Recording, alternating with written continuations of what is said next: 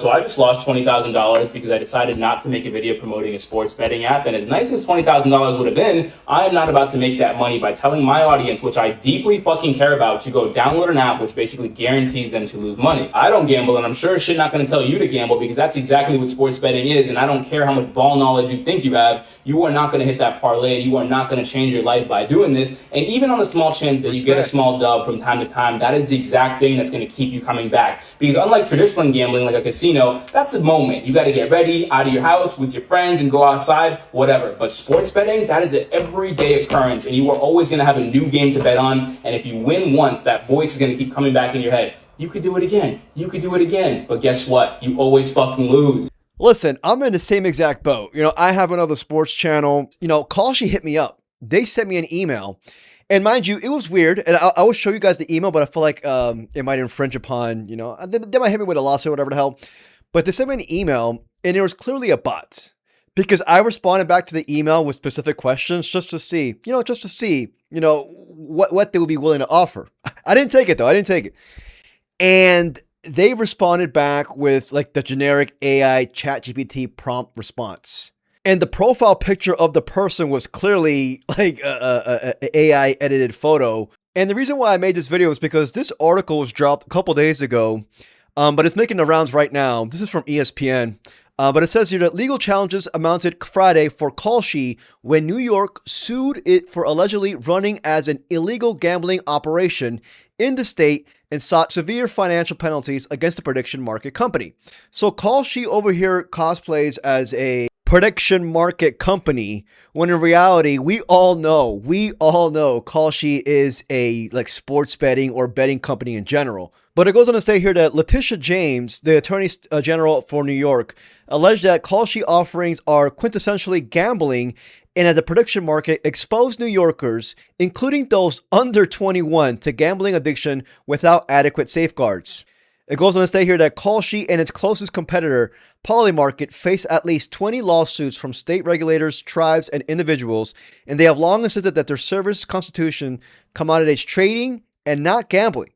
The Donald Trump administration has defended that position, arguing that the regulation of prediction market falls under the jurisdiction of the Commodity Futures Trading Commission. Of course, this orangutan is going to be a part of it. Donald Trump has made how much money in insider trading so far? But the thing that gets me is just Kalshi cosplaying as like a prediction market company, when in reality, that's basically like, somebody like me saying, dude, I don't sell weed. I just got a lot of weed plants in my backyard. They're just there for the show. Of course I sell weed. Not like that, but you know what I mean.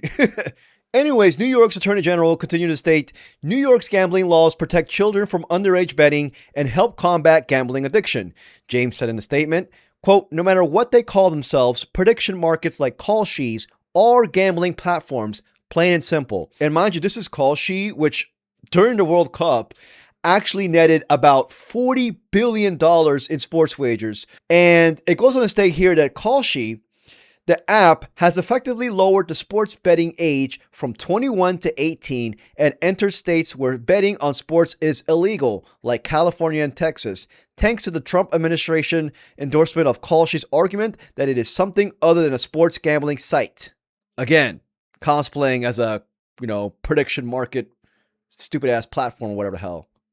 And lastly, I want to show you this chart because parlay bets, as evidence, as seen on the chart, are burning gamblers as market booms on Kalshi, the quote-unquote prediction market, whatever the fuck type ass platform. It's a sports, it's a gambling app, bruh. It's a gambling app. So yeah, screw Kalshi. I'm not saying screw Kalshi because they lowballed me with with my overall offer on my YouTube channel. No, but this is something where I'm starting to see it now regularly. And regarding how they lowered the age from 21 to 18, I have a second job. I pretty much work as a freaking dog janitor on the weekends. I just go in there and just do whatever the hell. Anyways, in that job, I work with a guy who's 19 years old. And this guy literally brings his laptop to work just so that he can place bets on Kalshi during break. He's bringing his laptop to a building filled with dogs that has shitty Wi-Fi. There's no computers anywhere near him. That's how strong his addiction is. And mind you, he is using his parents, one of his parents, social security number in order for him to place these bets on Kalshi. Because again, he's underage. Ah, man, I'm just saying. Anyways, in this video, we're just going to talk about this for a bit, taking a break from Joe Rogan. But yeah, if you enjoyed this video, please like and subscribe. I truly appreciate it. As maybe some of you guys can see, I finally invested in a new camera. A lot of you guys have been commenting saying, dude, your camera sucks. Also, I feel like I might retire, or I think I'm going to retire the desk setting with the red curtains in the background, because I wanna start pumping out or churning out more videos, like at least 6 or 7 videos a week instead of my previous 4 videos. And being closer to the screen, it gives me more flexibility. It actually allows me to read my freaking script. You know how many times I'm over there sitting in the freaking desk and I'm like, oh dude, I can't read my script, or I can't read the article.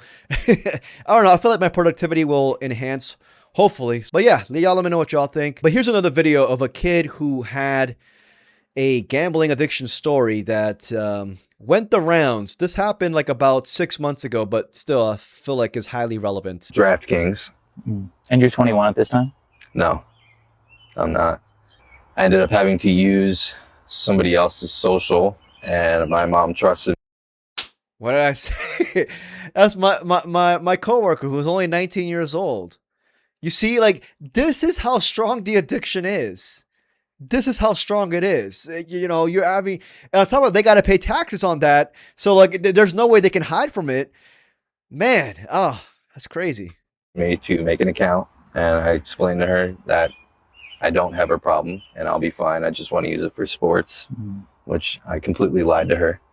I started depositing into DraftKings, didn't win anything on there, lost $2,500 in one day, and like the little message popped up that was like,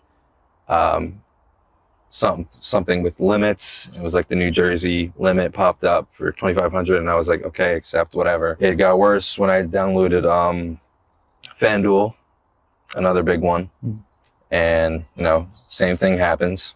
I'm losing my whole paycheck, and they're like big money paychecks now, like over $2,000 a check, and I'm just losing the entire thing. Yeah. Still chasing that high, trying to make everything back as fast as I can, which now I'm panicking. Now we're into the summer of 2024, and this is the worst of it. Yeah, that was rough. Like the thing with gambling, I kind of correlated to like also these AI data centers. In my opinion, it contributes to the overall community collapse that we have right now, which I think is one of the biggest problems right now facing our society.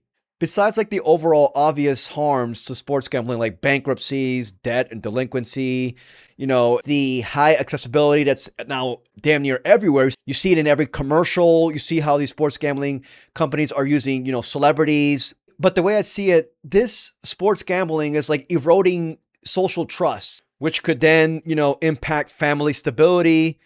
And unfortunately, the final stage being just complete isolation and just detached and having no connection to your loved ones or your inner circle. Like that's like the trend that I see here. And this article was dropped like about like a week ago. Gambling emerges as one of America's largest forms of entertainment, which is insane.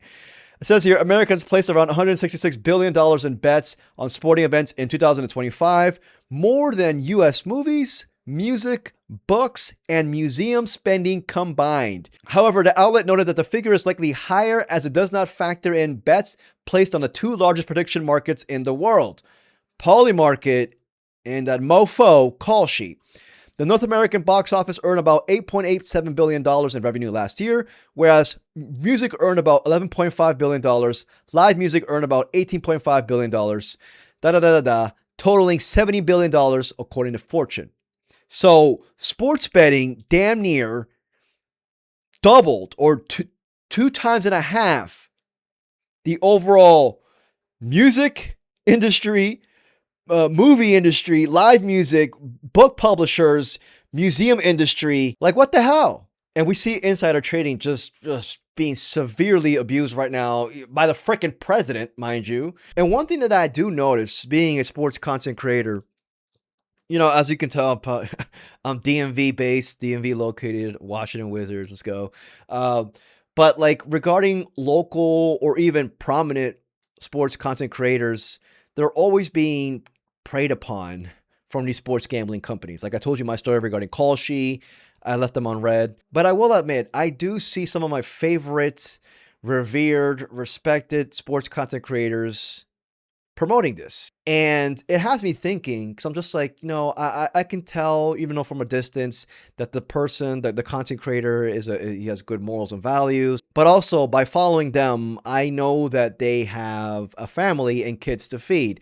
And I'm just like, well, if I was in their shoes and I was offered, like this guy, 20K, I'm assuming annually, for a Kalshi sponsorship program, I mean, I have 3 kids to feed in this fucking economy. But myself, like I was about to say fortunately, but I don't have kids or a wife. I just got a fat ass cat. And I'm very grateful that I'm in a position that I don't need to succumb to this. I guess what I'm trying to say is like, it's kind of hard, because I don't want to like automatically label a content creator who promotes this as a overall bad person.